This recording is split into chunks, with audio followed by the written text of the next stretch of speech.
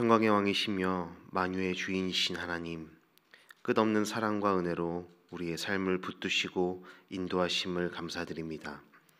세상은 허망한 것들과 사라질 가치를 붙들며 열광하지만 영원하신 하나님을 바라보며 믿음을 고백할 수 있는 것이 우리 찬양의 이유이며 감사의 제목인 것을 고백합니다. 매섭게 차가워진 공기를 들이마시며 온 만물의 주인 되신 하나님 앞에 한없이 작고 연약한 인간의 실존을 다시 한번 깨닫습니다.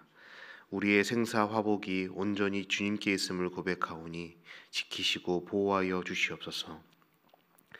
위로하신 성령님, 지금 이 시간 누나의 임종 앞에 기도하며 준비하고 있는 당신의 아들과 가족들이 있습니다.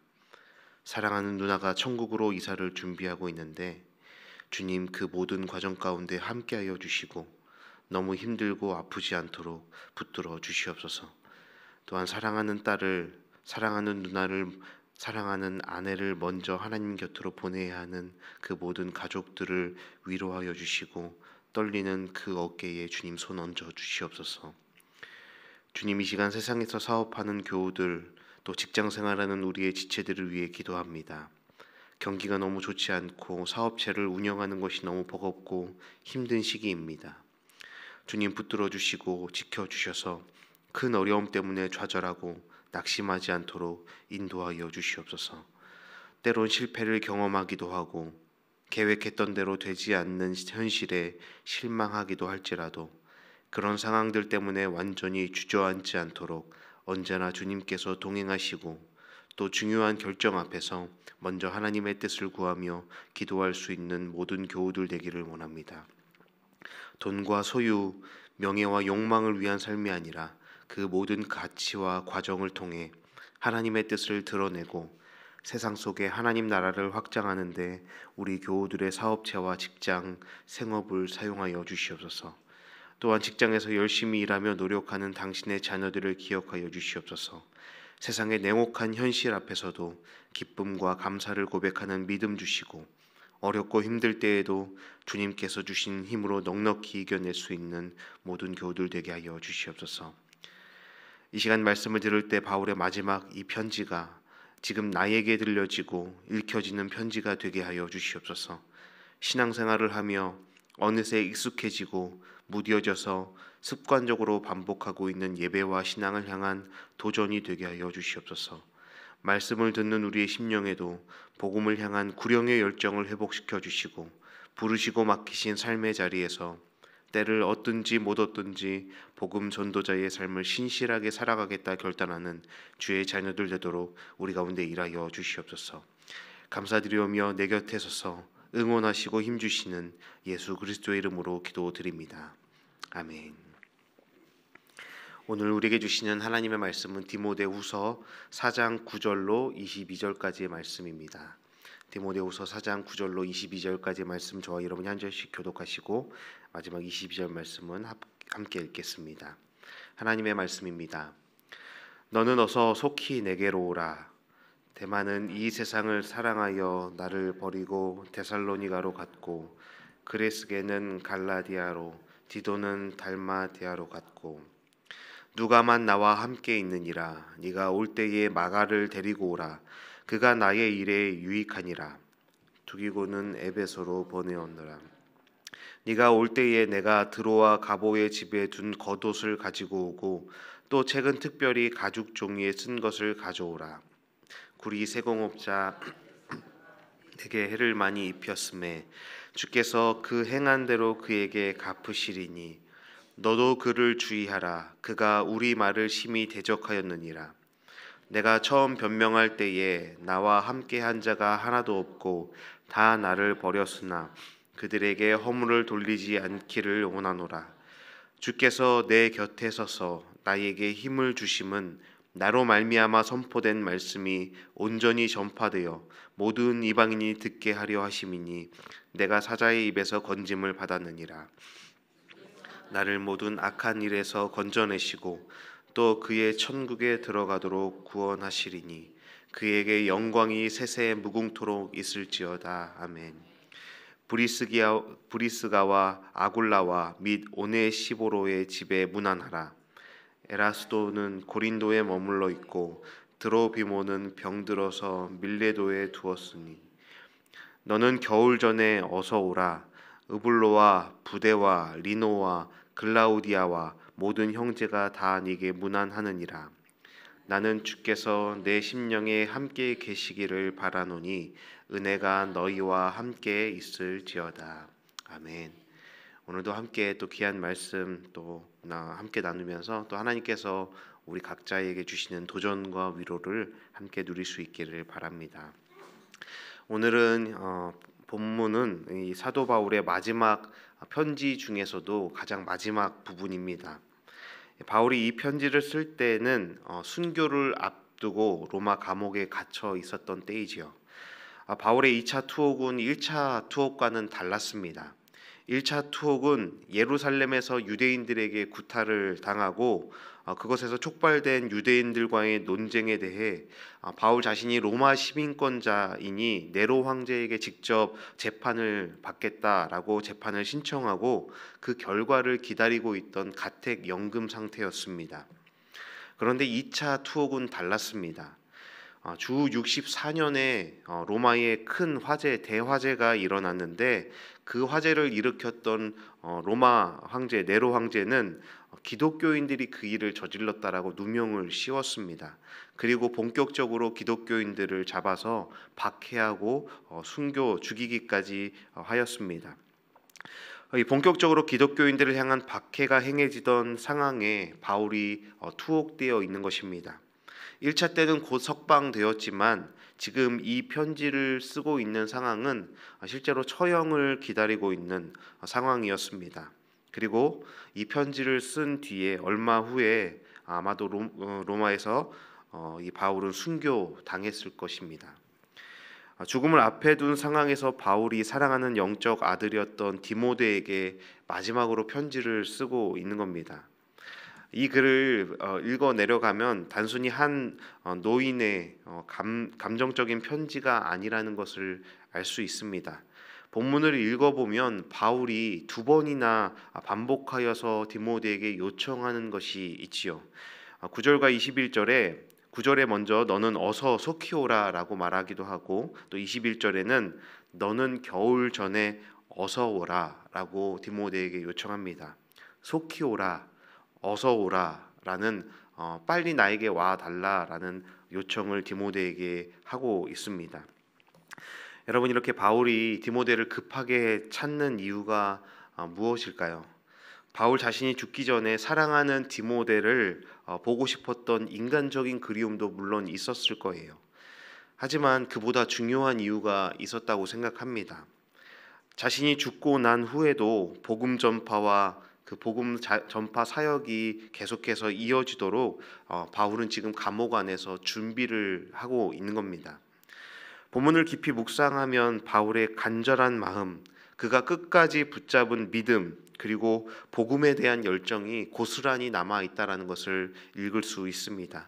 이 편지 마지막 부분을 읽으며 바울이 어떤 마음이었을지 또 어떤 준비를 하고 있는지 함께 묵상해 보겠습니다. 먼저 바울은 디모데에게 간절히 부탁하지요. 너는 어서 속히 내게 오라. 이 말에는 바울의 외로움과 그 고난의 무게 또한 담겨 있습니다. 바울과 함께 했던 많은 사역자들과 동역자들이 있었지만 지금 그의 곁에는 단 한 사람 누가만 남아 있다라고 합니다. 10절과 11절 말씀을 다시 한번 읽겠습니다. 데마는 이 세상을 사랑하여 나를 버리고 데살로니가로 갔고 그레스게는 갈라디아로 디도는 달마디아로 갔고 누가만 나와 함께 있느니라. 네가 올 때에 마가를 데리고 오라. 그가 나의 일에 유익하니라. 데마는 한때 바울과 함께 복음을 위해 일했던 동역자였습니다. 하지만 그는 결국 세상을 더 사랑하여 바울을 떠났다고 하지요. 그가 교회와 신앙을 버리고 배교했다라는 말은 아닙니다. 아마도 바울의 2차 투옥은 1차 투옥과는 달리 복음으로 인한 직접적인 고난인 처형을 앞두고 있는 상황이었습니다. 그렇기에 바울 옆에 있으면 범죄자로 엮여서 같이 고난당하고 처형까지 당할 수 있는 가능성이 높았습니다.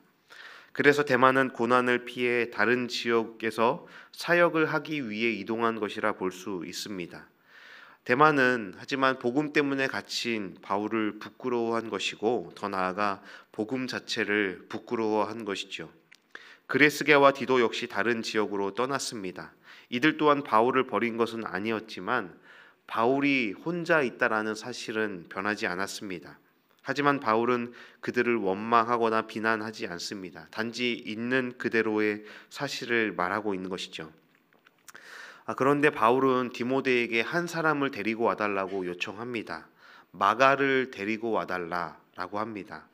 여러분, 마가가 누굴까요? 우리가 잘 알고 있는 마가복음을 기록한 사람입니다. 마가는 당시에 부유한 집에서 태어난 귀한 집 아들이라는 것을 알 수 있습니다. 예수님이 십자가에서 돌아가시기 전에 제자들과 마지막 만찬을 했던 장소가 바로 마가의 집 다락방입니다. 그리고 사도행전에서 120명의 성도들에게 오순절 날에 성령이 임재하셨던 것도 마가의 다락방이었습니다. 바로 그 마가가 우리가 알고 있는 마가입니다. 그 120명이 넘는 사람들이 한 번에 들어갈 수 있는 큰 집에 살았던 사람이 바로 마가였다라는 것이죠. 또한 마가는 선교의 은혜까지 받아서 바울의 1차 선교 여행 때 바울과 바나바를 수행하며 동행했습니다.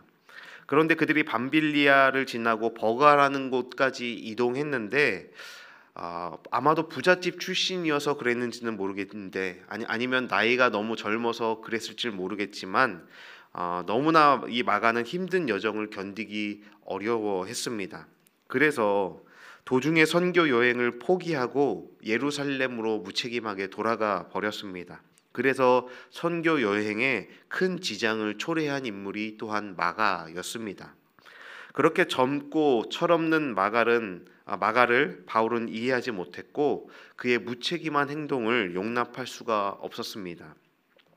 그래서 2차 여행을 시작하려 할 때 바울과 바나바 지도자 사이에 큰 분쟁이 이 마가 때문에 일어납니다. 바울은 이 무책임한 마가를 다시 데려갈 수 없다, 데려가지 말자라고 했고 바나바는 지난번에는 마가가 잘 몰라서 그랬으니 이번에는 데려가 보자라는 의견이 충돌하였던 것입니다. 그래서 결국에 그 의견 차이를 좁히지 못하고 2차 선교 여행 때는 바울과 바나바가 따로 선교 여행을 가게 되는 그 중심에 있던 인물이 바로 이 마가였다라는 거예요. 그런데 그로부터 20여 년이 지난 지금 거의 마가와 손절한 것 같은 바울이 죽음을 앞둔 그 시기에 디모데야 마가를 내게로 데리고 와달라라고 요청을 하고 있다는 거예요. 여러분, 왜 얘기했습니까? 단순히 지난 과거의 후회 때문에 내가 그를 용서하지 못했던 것에 아쉬움이 남아서 그를 데리고 오면 내가 그와 다시 관계를 회복하고 싶다라는 의미였겠습니까? 오늘 본문에서 마가를 데려오라면서 그 이유를 분명히 밝히고 있지요. 그가 나의 일에 유익하다. 그가 나의 일에 유익하기 때문에 마가를 데려와 달라라고 말합니다. 바울이 부잣집 출신이었던 그 마가에게 재정적인 도움을 받고 싶어서 그가 도움이 된다라고 말했겠습니까? 어떤 유익을 생각하고 있던 것이겠어요? 여러 번 언급했던 것처럼 바울에게는 남은 시간이 별로 없었습니다. 돈도 필요하지 않았습니다. 바울이 마지막에 마가를 떠올리며 생각했던 유익은 정말 무엇이었겠습니까? 바로 그 마가를 통해 예수를 전하고 가르칠 수 있는 사람이었기 때문입니다. 바울은 예수님을 직접 만난 적이 없었습니다. 하지만 마가는 어떤 사람이었습니까? 예수님을 따라다니며 예수님을 직접 만나고 그 예수님의 설교를 들었고 자기 집에서 예수와 최후의 만찬을 나누기까지 했습니다. 그리고 그는 예루살렘에 살면서 헬라어에 능통했고 젊고 유능한 인재였기 때문에 바울은 이 마가에게 사명을 맡기고 싶었던 겁니다. 여러분, 그 결과물이 바로 마가복음인 것입니다. 전통적으로 사복음서 중에 가장 먼저 기록되고 가장 원시적으로 예수님의 모습에 대해서 증거하고 있는 책이 바로 마가복음입니다. 이 마가복음을 토대로 사복음서의 저자들 마태와 누가와 요한이 복음서를 또한 기록하게 되었습니다. 가장 예수님을 생생하게 보여주고 있는 책이 바로 이 마가가 기록한 책이었다라는 거예요. 예수님이 죽으신 후에 많은 사람들이 예수님에 대해서 중구난방식으로 전하며 말씀이 왜곡되기도 하고 예수님의 모습이 왜곡되어 전하여지기 시작했습니다. 그래서 초대교회에는 영지주의와 같은 이단들이 많이 생겨나기도 하였고 교회 안에 거짓 교사들이 난무하며 복음으로부터 멀어지는 많은 신자들까지 생겨나게 되었습니다. 그리고 본격적으로 시작된 네로 황제로 인한 핍박은 그야말로 엄청났습니다. 수많은 성도들이 복음을 등지고 예수를 부인하며 교회를 떠나기 시작했습니다. 그때 예수를 직접 만나서 예수님께 듣고 배우며 살았던 마가의 생생한 예수님의 증거는 사복음서의 기초가 되었고 수많은 성도들이 믿음 위에 굳건히 서서 복음을 위해 고난받고 죽임당하는 삶을 피하지 않는 도구가 되었던 것입니다. 마가복음은 당시 박해받는 로마의 성도들뿐만 아니라 모든 시대에 고난받는 성도들을 위한 책이었습니다. 마가복음의 주제가 바로 고난 가운데 있는 그리스도인들에게 주어진 예수님의 복음이었기 때문입니다. 예수님께서 먼저 걸어가신 고난의 길을 따라 걸어야 한다. 너희가 그렇게 살아야 한다라는 메시지를 담고 있는 책이 마가복음입니다. 이 책은 단순한 역사적 기록을 넘어 고난 속에서도 흔들리지 않는 믿음을 갖도록 돕는 신앙의 나침반과도 같은 책이었습니다. 그 책을 기록할 수 있도록 마가를 데리고 와달라는 바울의 부탁이었던 것이죠. 그리고 바울은 디모데에게 두 번째 개인적인 부탁을 합니다. 13절입니다. 네가 올 때에 내가 드로아 가보의 집에 둔 겉옷을 가지고 오고 또 책은 특별히 가죽 종이에 쓴 것을 가져오라. 감옥이 아마 많이 추웠을 거예요. 추위 속에서 바울은 그 겉옷이 절실을 했습니다. 몸이 허약해지고 외로움에 사무치며 더 깊은 추위를 느끼는 밤을 보내야 했을 겁니다. 그런데 곰곰이 생각해 보면 이해가 안 됩니다. 단순히 그런 육신적인 이유였다라면 함께 있던 누가를 통해서 이 앞에 나가서 따뜻한 옷을 좀 사올 수 있겠니라고 요청할 수 있는 문제 아니겠습니까? 다른 겉옷을 구해오면 간단한 문제입니다. 왜 멀리 있는 1000km가 넘게 떨어져 있는 그 멀리에 요청을 해서 겉옷을 굳이 거기서부터 가져와 달라고 말하고 있는 것이겠어요? 당시에 이 겉옷이라는 것은 단순히 옷이 아니라 신분과 권위를 상징하는 것입니다. 단순히 패션 때문에가 아니라 기능적인 부분 때문에가 아니라 옷은 그 사람의 신분과 지위와 역할과 권위를 표현하는 상징입니다. 그래서 구약에서 엘리야가 승천할 때 엘리사가 엘리야 자신의 스승에게 요청하여 받은 것이 무엇이었습니까? 당신의 옷을 내게 주십시오. 그리고 그 엘리사는 그 엘리야의 옷을 취하여 엘리야의 뒤를 이어서 그 일들을 사역들을 계속해 나갔습니다. 엘리야의 영적 권위와 능력, 그 지위를 물려받은 것입니다. 이 본문도 마찬가지인 것이죠. 바울이 겉옷을 가져오라 한 것은 자신이 죽은 후에 계속해서 복음 사역과 전도가 이루어질 수 있도록 그 명맥이 끊기지 않도록 자신을 이을 영적 지도자를, 자신의 후계자를 세울 뜻이 담겨 있는 겁니다. 사랑하는 아들 디모데에게 자신이 입던 그 겉옷을 물려주어 바울을 대신하고 이어받아 교회의 지도자로 세우기 위한 요청이었습니다. 핍박이 심해지자 본문에서 우리가 읽은 것처럼 많은 동역자들과 후배 사역자들이 바울을 떠났습니다. 도망쳤습니다. 하지만 끝까지 그의 곁에 남아 있었던 누가와 디모데 그리고 마가와 같은 후배들에게 자신의 겉옷을 물려주어 예수 그리스도를 증거하고 복음을 전하는 사역을 위해 교회를 계속해서 세워나가기 위해 자신의 겉옷을 자신의 손으로 물려주고 싶었던 것입니다. 그런데 조금만 더 깊이 생각해 보면 단순히 겉옷을 물려주는 것보다 마가를 불러와서 후배 목회자로 세우는 것보다 바울이 정말 하고 싶었던 그 모든 일들을 통해서 바울이 하고 싶었던 일이 있었다라는 것을 알 수 있습니다. 바울이 가져오라 했던 겉옷의 권위는 바울에게서부터 난 것이 아니었습니다. 사울을 바울 되게 하고 바울을 통해 놀라운 일들을 이루게 하신 예수 그리스도로부터 주어진 권위였습니다. 바울이 그의 저서 곳곳에 고백하는 핵심적인 문구가 있지요. 너무나 자주 읽히는, 바울이 쓴 글에서 너무나 자주 등장하는 문구가 바로 예수 그리스도 안에서라는 표현입니다. 그리스도 안에서 기뻐하라, 그리스도 안에서 담대하라, 감사하라, 기뻐하라, 범사에 기뻐하라 라고 말하면서, 감사하라 말하면서 이것이 그리스도 안에서 너희를 향한 하나님의 뜻이니라 라고 말하고 있습니다. 바울이 덧입은 영적 겉옷은 바로 예수 그리스도였다라는 것이죠. 갈라디아 3장 27절 말씀 제가 읽어드리겠습니다. 누구든지 그리스도와 합하기 위하여 세례를 받은 자는 그리스도로 옷 입었느니라. 에베소서 4장 23절에 오직 성령으로 새롭게 되어 하나님을 따라 의와 진리의 거룩함으로 지으심을 받은 새 사람을 입으라. 또한 이렇게 바울이 요청하는 마지막 한 가지가 남아 있습니다. 13절 끝부분에 특별히 가죽 종이에 쓴 책 또한 가져와 달라고 부탁합니다.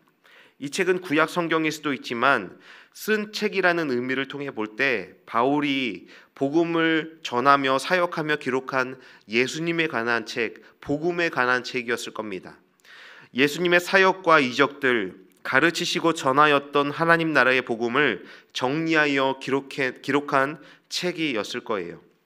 바울은 자신이 죽고 거센 핍박과 폭풍과 같은 그 죽음의 물결이 몰아쳐서 그 소중한 기록들이 없어지고 잊혀지지 않을까 염려되어 이 책을 가져와 달라고 요청한 것입니다. 그 기록들을 마가와 누가에게 주어서 예수님에 대한 기록이 사라지지 않고 복음의 진리가 훼손되지 않기 위한 조치를 취하고 있는 것입니다. 마가복음, 누가복음, 그리고 수많은 예수님과 복음의 기록들의 기초가 된 것이 바로 이 책이지 않겠습니까?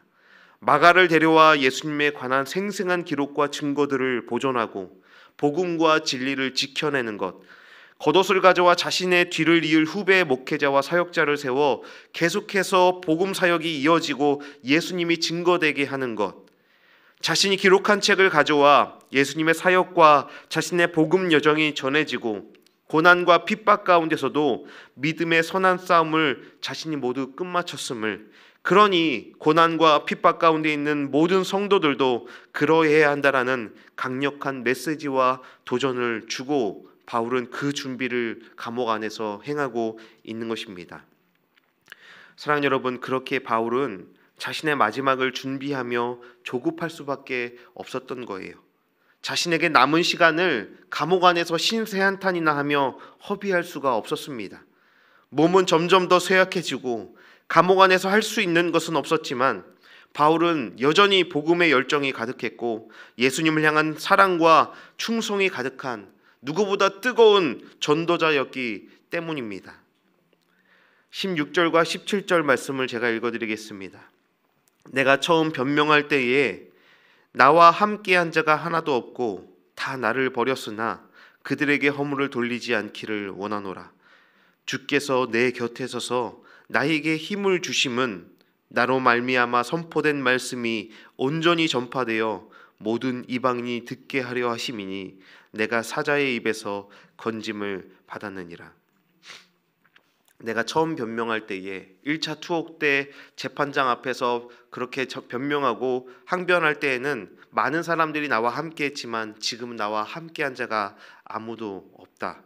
내가 이 일들을 행할 수 있었던 것은 주께서 내 곁에 서서 나와 함께 하시고 힘을 주셨기 때문이다.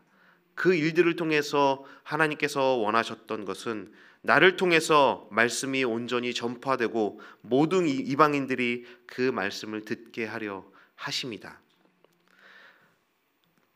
바울은 모두가 자신을 떠나고 복음에서 멀어졌지만 자신이 전제와 같이 부어지고 선한 싸움을 싸우고 달려갈 길을 마치고 믿음을 지킬 수 있었던 것은 주께서 내 곁에 서서 나에게 힘 주셨기 때문이다라고 고백합니다. 자신의 삶을 통해 선포된 말씀이 온전히 전파되어 모든 이방인에게 예수 그리스도와 복음의 메시지가 전파되어 듣게 하셨으니 자신이 이렇게 달려올 수 있었다고 고백하며 삶의 마지막을 정리하고 있습니다. 사랑하는 여러분, 바울의 마지막 편지는 우리의 신앙의 깊은 도전과 위로를 줍니다. 바울은 외롭고 고단한 상황 속에서도 끝까지 주님을 붙들었습니다. 사람이 떠나고 환경이 흔들려도 그는 주님이 곁에 계심을 믿었습니다. 그리고 그 믿음 안에서 선한 싸움을 싸우고 달려갈 길을 마치며 믿음을 지켰습니다. 그리고 더 나아가 오직 예수 그리스도를 전하고 복음을 증거하는 일에는 그 어느 것과도 타협하지 않았습니다. 어제 나누었던 것처럼 때를 얻든지 못 얻든지 주 예수 그리스도를 증거하고 선포하는 삶이 무엇인지를 그는 생생히 분명히 보여주고 있는 것이죠. 위대한 신앙의 선배가 후배들에게 주었던 모든 도전과 위로, 격려와 충고를 우리 마음 가운데 깊이 새겨 넣으십시다. 사는 게 힘들고 눈앞에 커다란 산 같은 인생의 문제 때문에 잊고 있었던 복음의 열정을 우리 또한 다시 불태워야 합니다. 때를 얻든지 못 얻든지 선한 믿음의 싸움을 끝까지 싸우고 우리의 삶이 온전히 전제로 부어지도록 우리 또한 복음의 증인이 되고 나의 삶을 통해 예수 그리스도가 보여지도록 살아가기로 결단하십시다. 우리 마지막으로 신앙의 후배들에게 그리고 핍박과 박해와 고난 가운데 믿음의 선한 싸움을 싸워나갈 우리를 위한 바울의 축복 기도를 읽으며 이 말씀을 맺으려 합니다. 우리 22절 말씀을 우리 함께 천천히 읽으며 함께 기도하겠습니다. 나는 주께서 내 심령에 함께 계시기를 바라노니 은혜와 너희와 함께 있을지어다. 아멘.